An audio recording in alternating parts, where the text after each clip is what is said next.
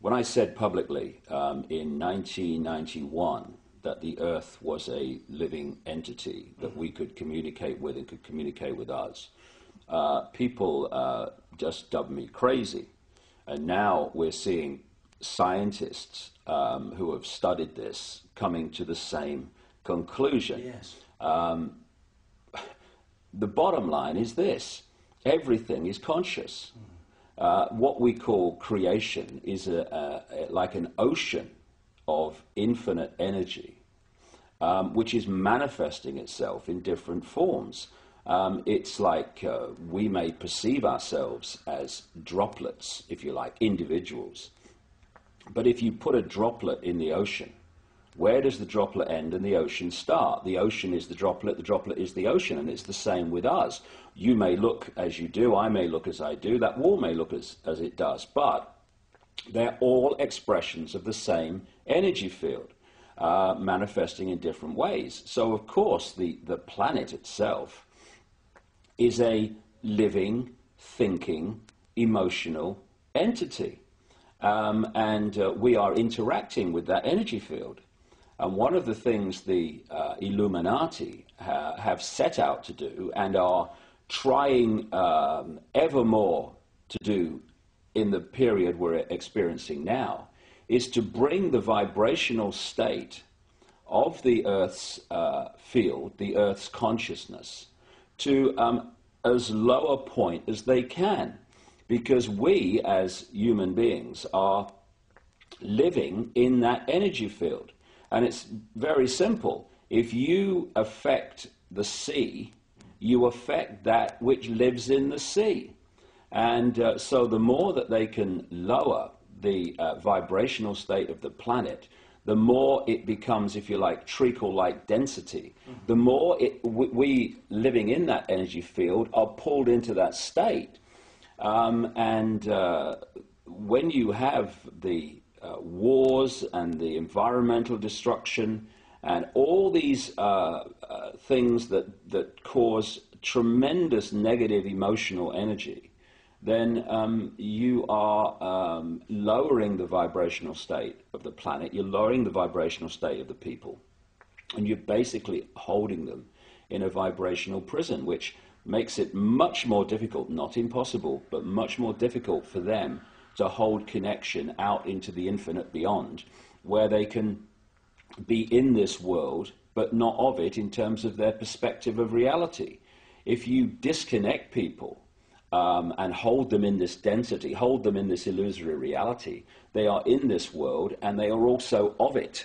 And therefore, the only information that they have to get a fix on how they see life themselves and reality in general is through the eyes and the ears. And who controls that? The Illuminati control that through what we laughingly call the education system, the mainstream media across the planet. And that's what they're trying to do. They're trying to disconnect us from multidimensional infinity so that we don't see the world from that perspective and therefore see through the illusion and see through the nonsense and see through the lies. And then once they've disconnected people, they then program this lower level of our consciousness with a reality that suits them. And this is why people who have had a different perspective on life, a different perspective on reality, who have held that connection to some extent out into the infinite, and have expressed that view, expressed that vision of reality and possibility here, they're the ones that are dubbed crazy, lunatics, and dangerous. Why? Not because they are, but because from the point of consciousness that they are perceiving this world, to people who are here, the vast majority, that is just crazy. I mean, if you said to people, is that table solid? They say, of course it is. Well, it isn't. It can't be. It's made of atoms, right? And atoms are not solid. Tell me how it does that. Our minds do that by turning vibrational fields into apparently physical objects. The denser the vibration, the slower the vibration, the more dense that we decode that into what appears to be a physical object.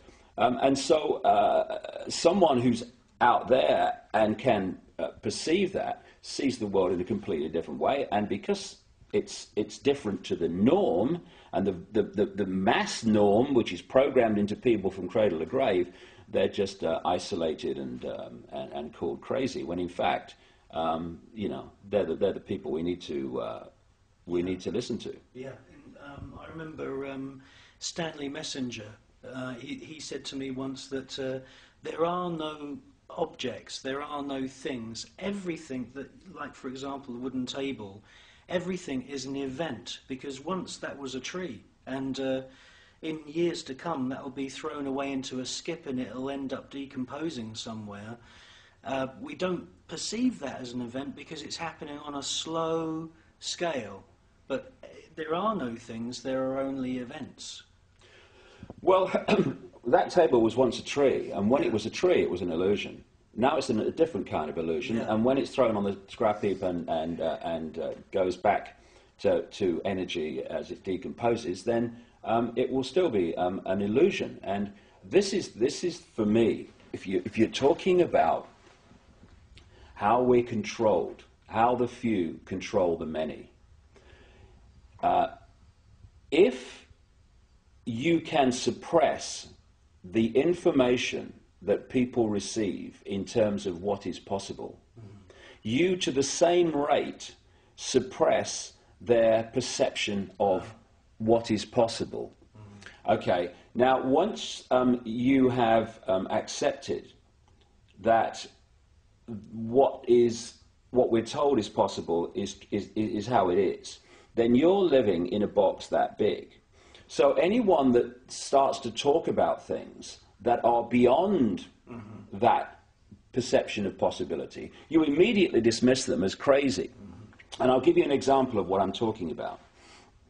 A few centuries ago, when people said the Earth was a sphere, they were perceived as crazy and dangerous. And one of the reasons was that if you lived on the bottom of a ball, you would fall off, right?